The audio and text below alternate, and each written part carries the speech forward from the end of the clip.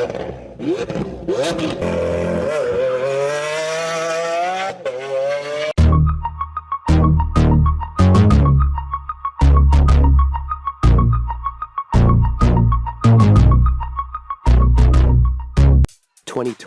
Porsche Taycan Turbo Cross Turismo First Drive Review. This wagonified Porsche strikes a wonderful middle ground between EV, speed, and everyday convenience. A few years ago, Porsche made the world scratch its collective noodle when it gave the Taycan EV a turbo moniker to denote its highest performance spec.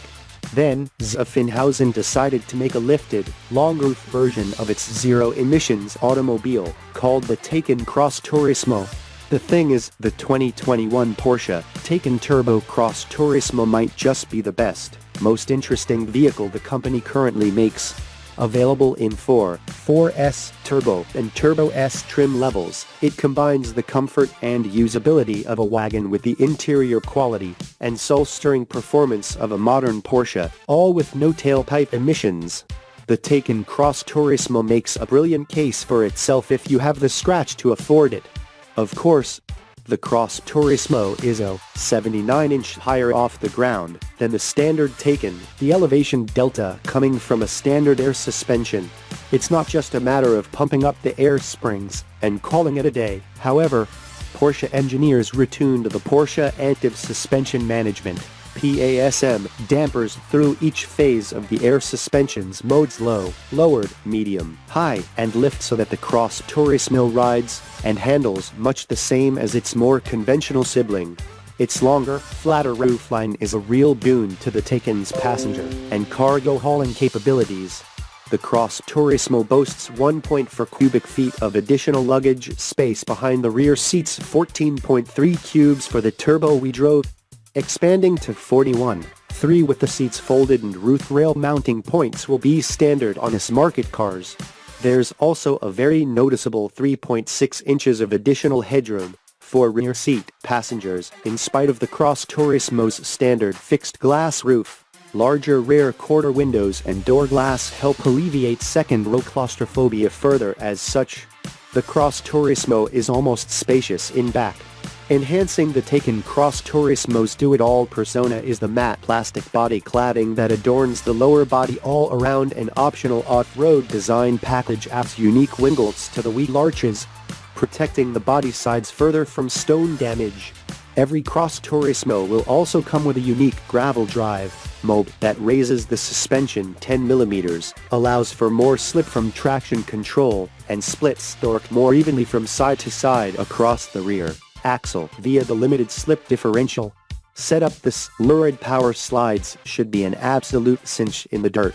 Running between the Angeles Forest and Angeles Crest highways, the 16-mile stretch was nearly deserted in those few hours, with the Porsche allowing me to explore each facet of the wagon's capabilities with every successive pass. Every Taycan Cross Turismo comes with all-wheel drive grip, motivated in the turbo's case via an electric motor on each axle, making a combined 616 horsepower, 670 with the eyeball bending launch control activated, and 626 pound-feet.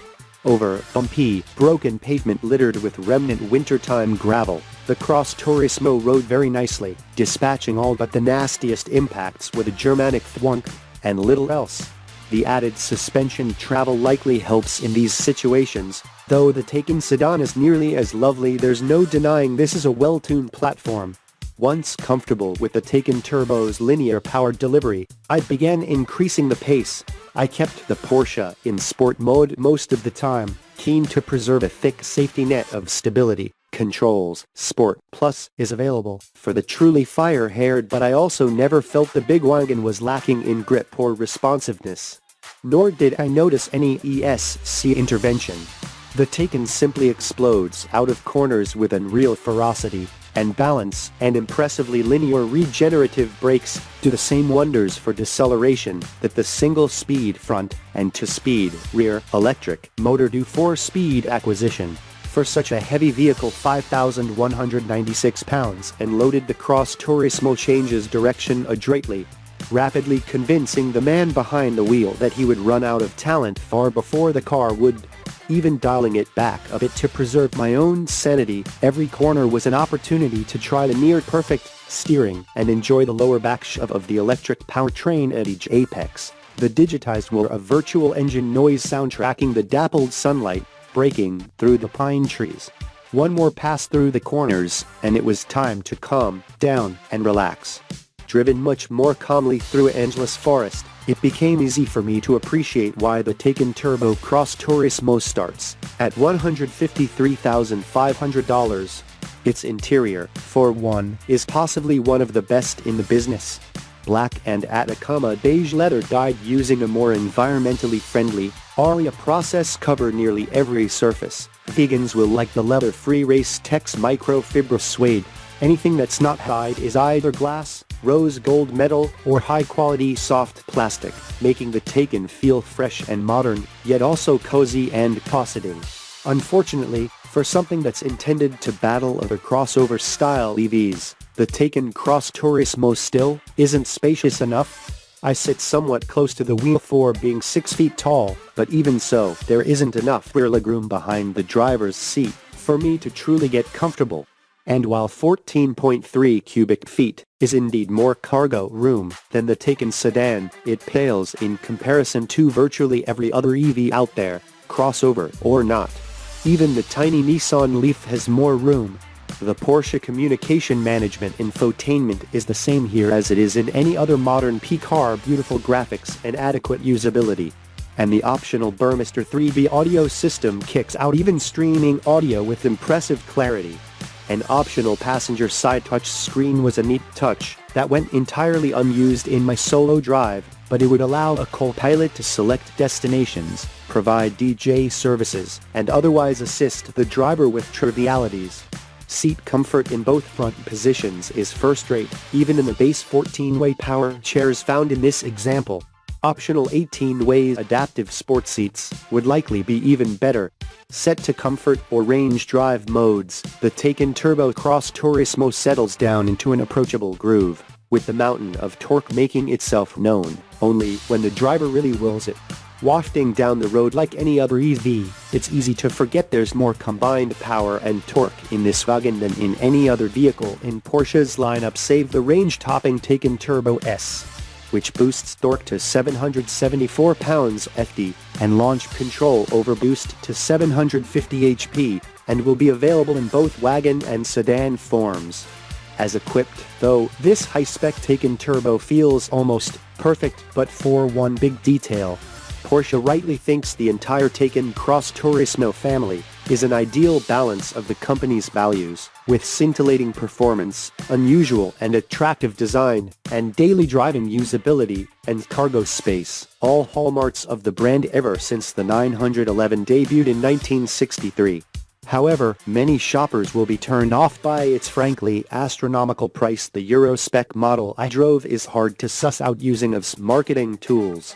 But with as many option boxes ticked as I could recall, I came up with an as-tested price of at least $200,900, up from the aforementioned base of $153,500. If any Taycan could be considered a value, it's the base Cross Turismo 4, which starts at $90,900. Optioning a normal Taycan with a longer-range battery, air suspension, and fixed glass roof, all of which come standard on the wagon, yields a price that's just $1,500 less than the Cross Turismo 4, meaning you get all-wheel drive, added cargo space, and better interior room for a thoroughly reasonable price. That vehicle should also have a longer EV range than the estimated 210 miles I experienced in the Cross Turismo Turbo, making it a more willing weekend adventure companion. EPA estimates are still in the works, but the Taycan has a reputation for beating EPA figures. Regardless of trim though, the Taycan Cross Turismo is an incredible piece of machinery.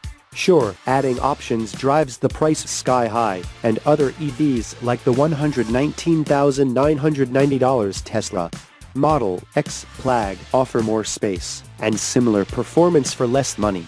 But only the Taycan Cross Turismo can blend a luxurious interior, serene ride over any road surface, and max attack canyon performance in one package, with a dash of rough road capability coming along for the ride. The weirdest Porsche on sale right now is probably the best.